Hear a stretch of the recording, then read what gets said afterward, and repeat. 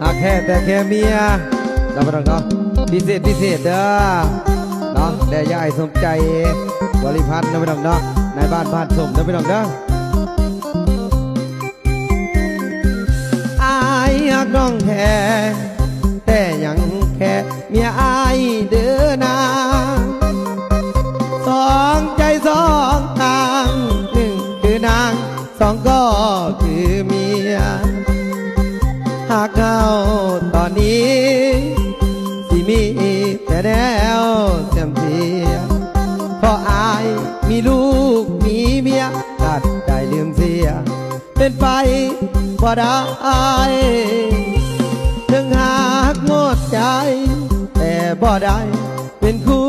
ชีวิตลืมชาคนดีในชาตินี้คงบ่สมใจ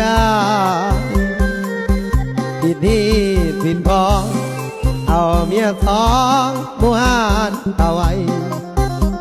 แต่เอายังฝืนทางใจจากวันนี้ไปคงต้องอำลาหากมีบานตาแต่การด่าก็หากหมดใจแต่มันเป็นไปบ่ได้หาเอาใหม่เถิดน้องควันตาขอบใจที่อีหลีในความดีที่น้องให้มาต่อไปจงลืมไอ้ซาไอ้สิบ่มาเหมือนวันก่อน